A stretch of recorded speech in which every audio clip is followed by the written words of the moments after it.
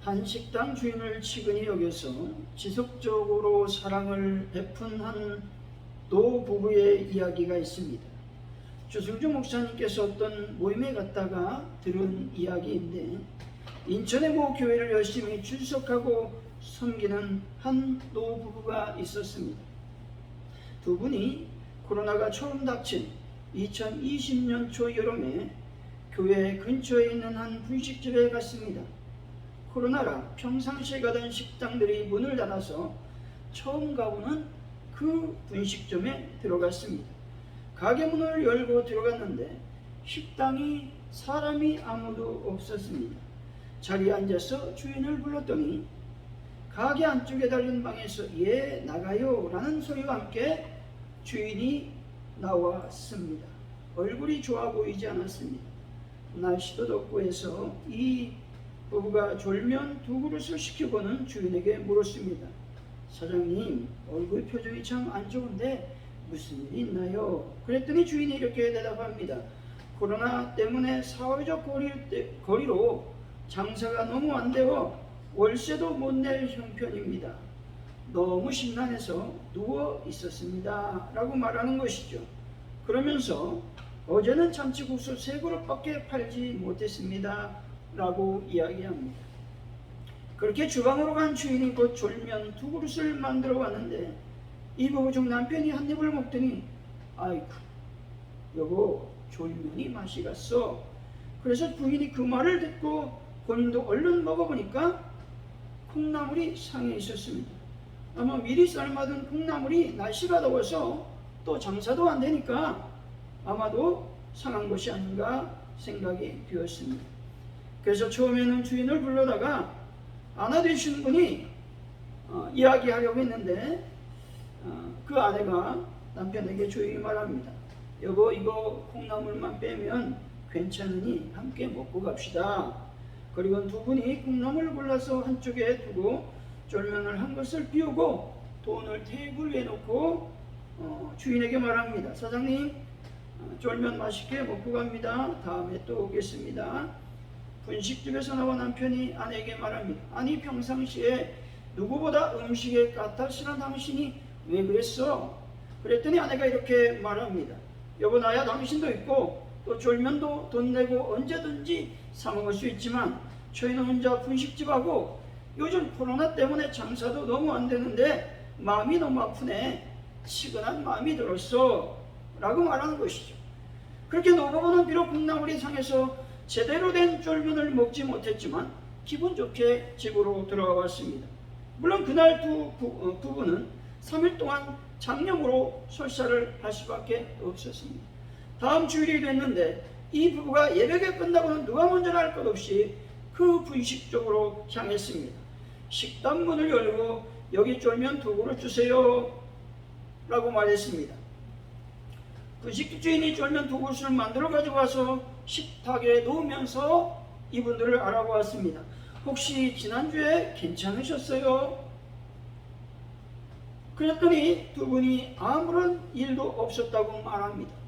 이 분식 주인이 말하기를 어르신이 가고 나서 그 그릇을 치우는데 콩나물만 있기에 너무 이상해서 먹어보니 콩나물이 상했더라고요. 근데 아무 말 없이 돈까지 테이블에 놓고 가신 것을 보고 많이 울었습니다 라는 것입니다. 그리고 "오늘은 쫄면값 안 받을 테니 그냥 가십시오" 라고 말하는 겁니다. 근데 이 노부부는 먹은 밥값을 식당 위에 올려놓고 왔다는 겁니다. 그날 두 부부는 쫄면을 곱백으로 먹은 것도 아닌데 참 배가 부르고 행복했다는 것입니다. 그리고 주일만 되면 이 두 부부가 이 분식집을 열어서 쫄면도 먹고 칼국수도 먹고 잔치국수도 먹었다는 것이죠. 그렇게 1년 동안 이 분식집을 매일 다니던 그 어느 날 이 분식집 주인이 말합니다. "저 지난주에 교회에 등록했습니다. 그래서 이제 저도 주일 예배 다니려고요. 분식집 주일에 못 여니까 주일날 다른 집에 가면 좋겠습니다." 이렇게 말하는 것이죠. 이 이야기는 2년 전의 실화라고 하는 것이죠. 한 명을 전도하려면 장염도 걸려보고 쉰 것도 불평 없이 먹어야 된다는 것이죠. 이 노부가 분식집 부부를 전도하기 위해서 그런 것은 아닙니다. 그들의 삶이 안타까워 쉰 것도 아무 말 없이 먹고 장염에 걸렸다는 것이죠. 한 가족을 살리기 위한 이 노부부의 드라마 같은 이야기는 우리들의 삶 속에서 깊은 가슴에 울림을 주는 것이죠. 사랑하는 성도 여러분, 죽어가는 영혼을 살리시고 믿음으로 하나님의 사랑을 실천하는 분들이 다 되시기를 예수 이름으로 간절히 축원드립니다. 오늘 본문은 우리가 잘 알고 있듯이 선한 사마리아인의 비유에 관한 예수님의 말씀입니다. 율법교사가 영생에 관해서 예수님께 질문합니다. 이때 강도 만난 이웃에 대해 비유로서 선한 사마리아인에 대해서 말씀하시는 겁니다. 강도 만난 사람을 제사장 레위는 그냥 지나쳤는데 사마리아인만 강도 맞는 자를 돌보았다라고 하는 것이죠. 오늘 본문을 통해서 이웃입니까? 라는 제목으로 이웃의 이웃이 되려면 어떤 삶을 살아야 되는지 하나님의 은혜를 나누겠습니다. 첫째로 불쌍히 여기는 마음이 있어야 되는 것이죠. 33절입니다. 한번 읽어봅니다. 시작. 어떤 사마리아 사람이 여행하는 중 거기 이르러 그를 보고 불쌍히 여겨. 이 불쌍히 여겨라고 하는 단어는 어려움에 처한 상대방의 처주와 입장을 깊이 공감하고 그의 아픔을 나의 아픔으로 느끼는 것을 말합니다. 이런 마음을 사랑이라고 말할 수가 있습니다. 이런 마음이 예수님의 마음이셨습니다. 마태복음 14장 14절의 말씀입니다. 예수께서 나우사 큰 무리를 보시고 불쌍히 여기서 그 중에 있는 병자를 고쳐주시니라 말씀합니다. 예수님께서 여러 보울로 하나님의 복음을 전하고 계셨습니다. 그런데 이때마다 많은 무리들이 따라다녔다는 것이죠. 이 무리 중에는 병자도 있었고 약한 자들도 많이 있었습니다. 이때 예수님께서 사랑의 마음이 불릴 듯 일어나서 병자를 고쳐주셨다는 것이죠. 이근호 목사님께서 쓰신 모든 것을 가진 것보다 더 감동적인 삶이라고는 책이 있습니다. 이 책에서 나온 내용입니다. 어느 미국에서는 유능한 한 임원이 몇 차례나 회사 대표 후보에 올랐다가 탈락했습니다. 그는 자신의 실적과 능력을 근거로 본사에 억울함을 호소했습니다. 그런데 본사에서 나온 답변은 너무나도 뜻밖의 것이었습니다. 실력과 능력은 탁월하지만 리더가 되기에는 여러모로 부족하다는 것이었습니다. 무엇이 부족했을까? 본사가 조목조목 짚어준 내용은 이렇습니다. 유머가 전혀 없고 직원들에게 인간적인 관심을 보이지 않았다. 무엇보다도 경비 아저씨나 청소년 아주머니에게 먼저 인사한 적이 없었다. 뿐만 아니라 그들의 인사도 받아주지 않았다라고 말이죠. 그는 위만 보고 앞만 보았지 자기 옆을 보지 않았다는 것이죠. 위로 올라가기만 하고 자기 주변 사람들에게는 관심을 갖고 살피지 않은 것입니다. 어찌 보면 긍휼히 여기는 마음, 사랑의 마음이 없었던 것이죠. 성공만을 위해 스펙만 쌓았습니다. 자신이 서 있는 자리에서 진실과 성심으로 희생과 헌신의 씨앗을 뿌리지 않았다는 것이죠. 사랑의 마음이 가득한 사람이라면 청소년 아주머니도 인간이요 회사의 대표도 인간이란 사실을 알아야 되는 것이죠. 이웃과 함께 내 것을 나누는 마음, 나보다 어렵고 힘든 이들을 섬기는 마음이 있어야 되는 것입니다. 누가복음 7장 13절의 말씀이죠. 주께서 과부를 보시고 불쌍히 여기사 울지 말라 하시고, 이 말씀은 나인이라는 성으로 예수님께서 제자들과 함께 가셨습니다.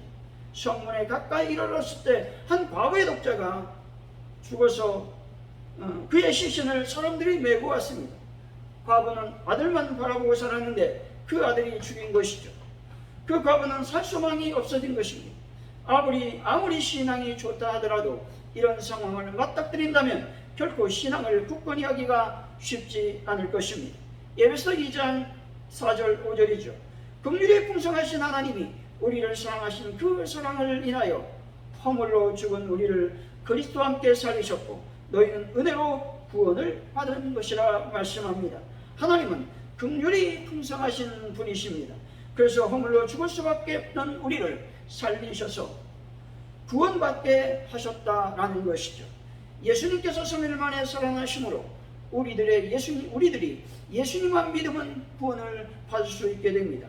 예수님께서 우리를 불쌍히 여겨주셨기 때문에 그렇습니다. 예수님은 또한 우리를 불쌍히 여겨주셨다고 성경은 말씀합니다. 마가복음 6장 34절입니다. 예수께서 나오사 큰 무리를 보시고 그 목자 없는 양 같음으로 인하여 불쌍히 여기사 이에 여러 가지로 가르치시더라 말씀합니다. 우리는 다 양과 같습니다.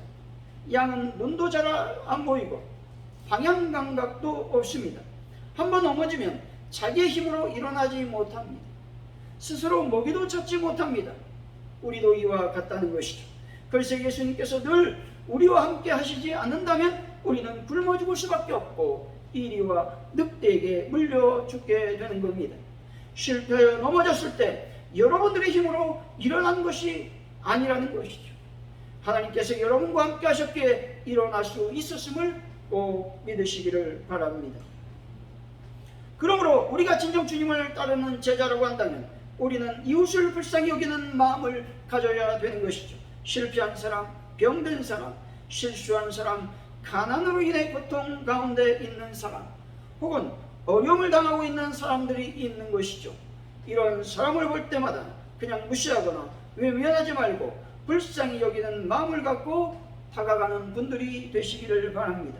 사랑하는 성도 여러분, 예수님께서 우리를 늘 항상 긍휼히 여기시고 사랑해 주셨듯이 그 사랑을 본받아 이웃의 이웃이 되시기를 예수 이름으로 간절히 축원드립니다. 둘째, 사랑의 실천을 해야만 되는 겁니다. 사랑의 실천을 위해서 우리가 할 일은 돌보아 주는 것입니다. 34절이죠. 한번 읽어봅니다. 시작. 가까이 가서 기름과 포도주를 그 상처에 붓고 싸매고 자기 짐승에 태워 주먹으로 데리고 가서 돌보아 주니라. 아멘. 돌보아 주기 위해서는 먼저 가까이 가야 된다는 것이죠. 가까이 가라고 하는 말은 가까이 가다, 접근하다 라고 하는 뜻입니다. 사람들이 여호와께 마음으로 하나님의 목전에 나가는 것을 가까이 온다 라고 표현하고 있습니다. 가까이 가다라는 말 속에는 거리상 가까움을 말할 뿐만 아니라 마음적으로 가까이, 가까운, 가깝다 라는 뜻입니다.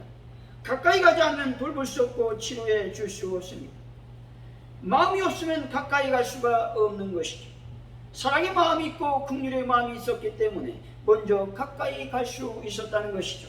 여러분, 여러분들의 이웃들에게 가까이 가시기를 바랍니다. 그리고 어떤 사마리아인은 강도받는 사람의 상처를 치료해 주었다는 것이죠. 기름과 포도주를 상처에 부었다라고 하는 것은 응급조치를 해 주었다라는 말입니다. 당시 기름과 포도주는 상처의 치료제로 널리 알려져 있었습니다. 대개 기름은 상처의 통증을 줄여주는 것이죠. 포도주는 살균 역할을 했다라는 것이죠. 비상용 붕대가 없었다면 아마도 이 여행자는 자기 옷이라도 찢어서 상처를 싸매어 주었을 것입니다. 그리고 길가에 버려두지 아니하고 주막으로 데리고 왔습니다. 여기서 짐승은 타고 다니거나 짐을 실을 수 있는 짐승을 포괄적으로 나타나는 것으로서 아마도 낙타가 아닌가 신학자들은 추측하고 있습니다. 돌보다라는 말은 환자를 책임지고 돌보아 주었다라는 말을 시사해 주고 있습니다. 김수지 씨가 쓴 사랑이 기적을 만든다라는 책에 이런 내용이 있습니다. 김수지 씨는 우리나라 최초의 미국 보스턴 대학 간호학 박사 1호입니다. 그래서 이화 여대 연세대에서 간호대 학장으로 계셨고 한국의 나이팅게일이라 불리는 분입니다. 이분이 간호사가 된 것은 7살 때의 경험 때문이었습니다. 여수 출신으로 가난한 가정에서 나이 어린 동생을 챙겨야 하는 삶을 살았습니다. 어머니 없이 위로받을 수 있는 유일한 곳은 교회였습니다. 날마다 교회에 가서 노는 것이 전부였던 때였습니다. 7살 되던 해 여수 사건이 일어났고 동네 사람들 50명 내지 60명이 학교 교실에 수용되었을 때 함께 붙잡혔습니다. 그리고 공무원과 크리스천들을 끌어내어 운동장에서 학살하는 것을 보게 되었습니다. 근데 죽지 않고 살아있는 어떤 사람이 눈에 띄었습니다. 교실 안에서는 저 사람을 데려와야 되나 말아야 되나, 데려오다 들키면 우리 다 죽는데 데려와야 된다 말아야 된다, 찬반 의견이 분분했습니다. 결국 결론은 그분을 데려와야 되겠다 이제 결정을 하고 그분을 데려와서 눈에 띄지 않게 보호해 주었습니다. 근데 그 방에 있던 한 아주머니가 피를 지으라고 밤새도록 돌보아 줬습니다. 근데 그 환자가 새벽녘에 의식이 돌아왔습니다. 그때 7살 어린아이가 궁금해서 아주머니에게 물었습니다. 아주머니는 뭐하는 분이세요? 이 아주머니가 이렇게 말합니다. 나는 간호사야. 7살 소녀는 처음으로 간호사라는 말을 들었고 나도 간호사가 되어야겠다라는 꿈이 이분의 인생을 끌고 갔습니다. 학교를 정하는데 다 말려도 간호사가 될 수 있는 학교를 갔습니다. 결국 한국의 간호학계의 성각자가 되었다는 것이죠. 이분의 꿈은 바로 간호사가 되는 것이었습니다. 그런데 이 꿈을 꾸게 된 것은 바로 생명의 위협을 무릅쓰고 상처 입은 사람을 돌보는 한 간호사 아주머니 때문에 그렇게 되었습니다. 한 아주머니의 희생적인 돌봄으로 말미암아 한 소년의 인생이 바뀌었다는 것이죠. 요한일서 3장 18절입니다. 자녀들아, 우리가 말과 혀로만 사랑하지 말고 행함과 진실함으로 하자 말씀합니다. 사도 요한은 사랑은 말과 혀로 하는 것이 아니라 오직 행함과 진실함으로 하는 것이라고 말하고 있습니다. 부흥사 무디는 거짓 사랑은 혀끝에 있지만 참된 사랑은 손끝에 있다 말했습니다.